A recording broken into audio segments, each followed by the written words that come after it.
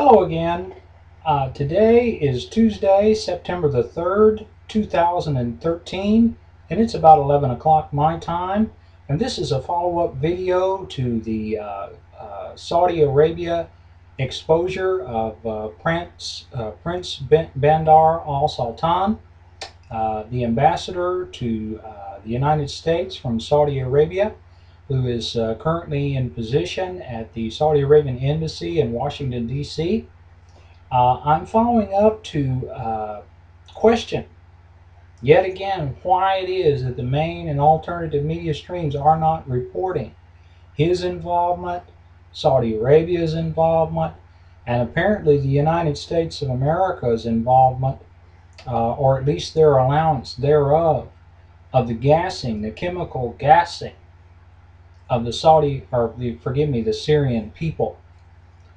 I question the main and alternative news media's duplicity in this. Apparently, they're in the tank because I haven't seen diddly jack squat for coverage about this issue. And it's awful funny to me. It's awful funny to me.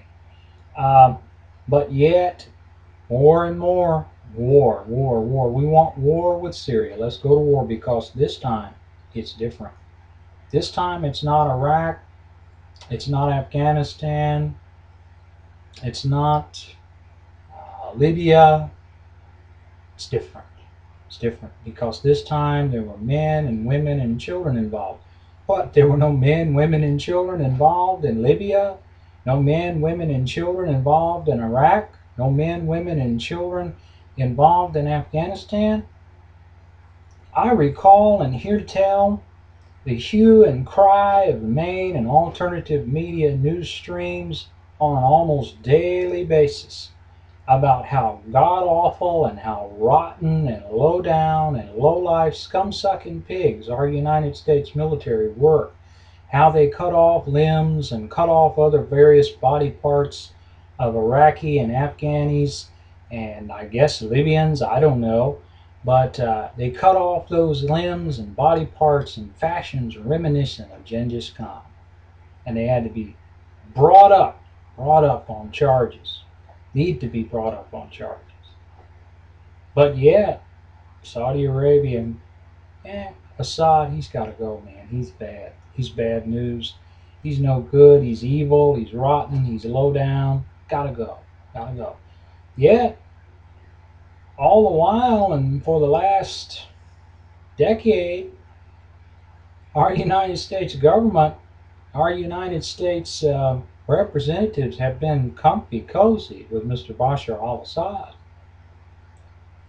There's a picture going around now on the internet of John and Teresa Heinz Kerry, all comfy cozy with Mr. and Mrs. Assad in some whoop-de-doo restaurant in Syria. I mean, real comfy cozy. They look like they're talking stock options for Heinz Ketchup Corporation. Okay? Comfy cozy. And I'll post a link to it on the end of this video. Comfy cozy. Hillary Rodham Clinton thinks and thought for years and years Bashar al Assad was the greatest thing since sliced bread. Dr. Condoleezza Rice, our former Secretary of State, Hillary Rodham Clinton, also a former Secretary of State. Both women thought that Bashar al-Assad was the greatest thing since sliced bread. He's a wonderful man. He's doing wonderful things for his people. God bless him. He's a great ally. Syria's a great ally. Now, all of a sudden, it's changed. This time, it's different. He's gassed his people.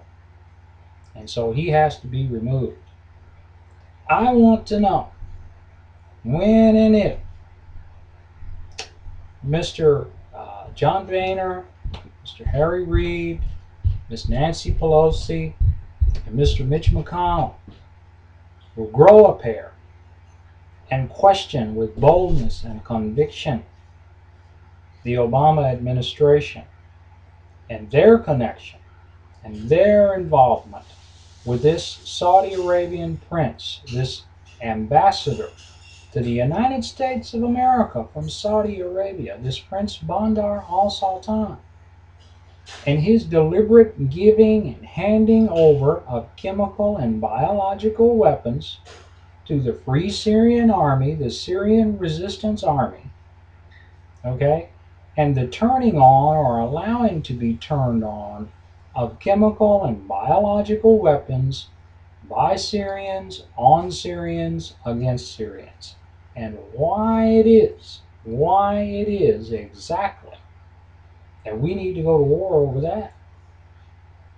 If you ask me, this Mr. Sultan and company need to be brought up on war crimes. They need to be hauled before the Hague, the World Court at the Hague, and brought up against crimes against humanity for the gassing, the killing, the allowance of, the distribution of chemical and biological weapons to be used on innocent men, women, and children. Okay? And for his direct involvement and interference in Syrian affairs. He has no business. No business. I don't care who or what you are. You have no business, sir, interfering in world affairs. Keep your hands off of other people. Stay out of their business. It is not your business. It is not Saudi Arabia's business. It is not the Saudi royal family's business. What goes on, what happens in the midst of Syria, okay? It's none of your business. Leave the Syrian people alone. Leave them strictly alone, okay? You should be brought up on charges, war crimes, crimes against humanity, okay? You're a murderer, sir. And the main and alternative news media streams set with one good eye and half sense, a too cool for school smile on their face, and they say, this time it's different. This time it's different. It's not Iraq. It's not Afghanistan. It's not Libya. Oh, it's different. Men, women, children, oh, the babies, the babies. Oh, God, the babies. Oh, God, the babies. We've got to do something. Respectfully, I call bullshit. Because that's what it is. It's bullshit. Okay? You are directly interfering in world affairs. Leave the world alone.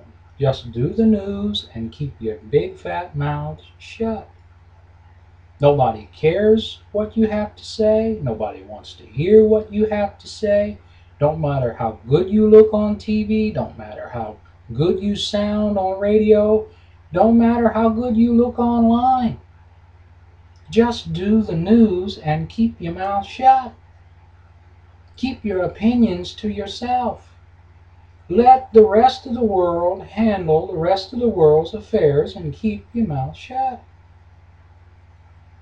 It is interfering with world affairs, and you have no business doing it and no business allowing it to go on. What I wonder has happened to the muckrakers, the mire explorers, those who will dare to question with boldness and conviction is what the holy hell are you doing? And why are you doing it? This Congress has a duty and a responsibility to the American people to investigate this ramp up, this run up to war with a foreign nation for no good reason other than the fact that this time it's different. This time it's different. Not good enough. Not good enough. I can say all the live long day this time it's different, but if I have no proof, if I have no incontrovertible proof, and I know for a fact that somebody outside of Syria is directly involved in the killing of other Syrians by Syrians, I have no business being in charge of world affairs. I have no business being in charge of anything. And I should be put away myself. But yet, this time it's different. This Congress, John Boehner, Harry Reid, Nancy Pelosi, and Addison Mitchell McConnell Jr., you better grow a pair, and you better grow a pair quick, and you better question. And this is the thing, too. Barack Obama says that we need to go to war. Fine. You go up, sir, on Capitol Hill yourself. You yourself. You go up on Capitol Hill yourself and testify openly and forthrightly in front of God and everybody why it is exactly that you think that we need to go to war. And then on top of that, who is Prince Bandar al-Sultan? And what is his connection to your administration, sir? What do you know, and when do you know it, and how did you know it? These are the questions that need to be asked, and that should have been asked a long, long time ago. But the $64,000 question is, when? When will they be asked, finally, once and for all? And that's all I have to say. Thank you.